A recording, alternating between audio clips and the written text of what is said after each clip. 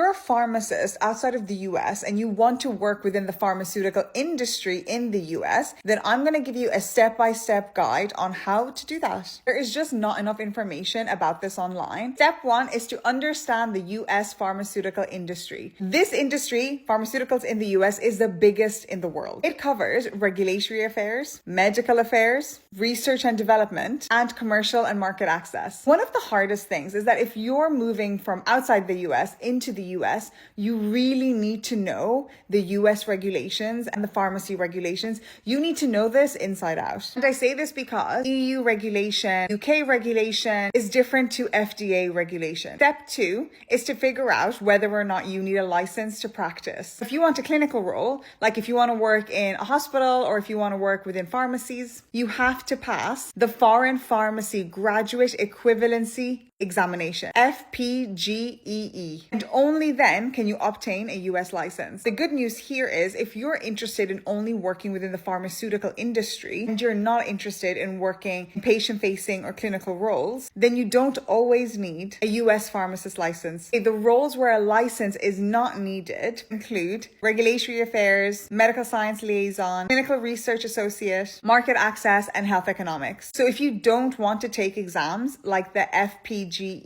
or the NAPLEX exam, getting into industry can be a great way to use your pharmacy knowledge without having to requalify, because we all know requalifying is difficult and it's a long and tedious process. Step 3 is to make sure that you get the right visa. You cannot mess up with this one. Most non-Americans will need visa sponsorship in order to work in the US. So you can get a H-1B visa. This is the most common for pharmaceutical jobs, but it requires the employer to sponsor you. You can get an O-1 visa. These are for people who have exceptional expertise within the science and the health industry. With the new presidency, just double check all of the visa requirements. Many big pharma companies will sponsor you, but you just have to stand out. You have to have a really strong application. Step 4 is to build your knowledge. And there is no way to get around this. The US has really strict regulations, so you have to become really familiar with FDA, the ICH GDP, and this is for clinical trial regulations, and then pharmaceutical and marketing rules. Step 5 is to network and get noticed.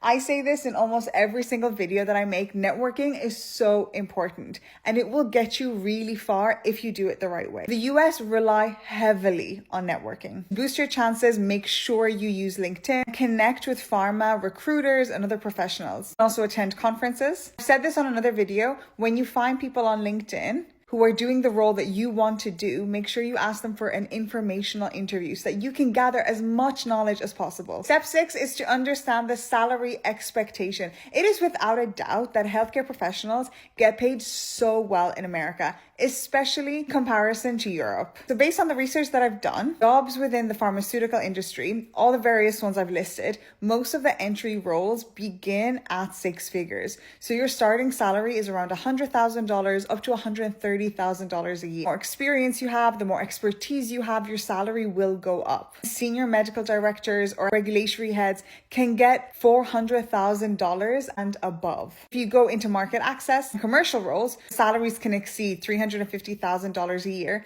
plus bonuses, plus company car, the benefits go on and on. Just a tip, salaries do vary by location. Big cities like New York, Boston, San Francisco, these places are known to pay the highest, but also cost of living there is also super high. Step 7 is to make sure you tailor your CV. Highlight your clinical expertise if that's the job that you want to go into. Highlight your regulatory knowledge if you're interested in regulations. Highlight communication skills if you want to go into commercial roles or sales. Look, if you don't have the direct experience, and this could be a very unpopular opinion, but you might have to just do an internship or get contract roles just to get your foot in the door. Step 8 is to nail the interview process. This is where they might actually ask you about the FDA, like tell me about FDA regulations, whatever state that company is based in. Also make sure you know the regulations and the pharmaceutical law there. Don't get caught out with that one. There's just some steps. I've made it sound easy. It is really difficult, but with the right plan, you can do it. It is possible to work in the US as a pharmacist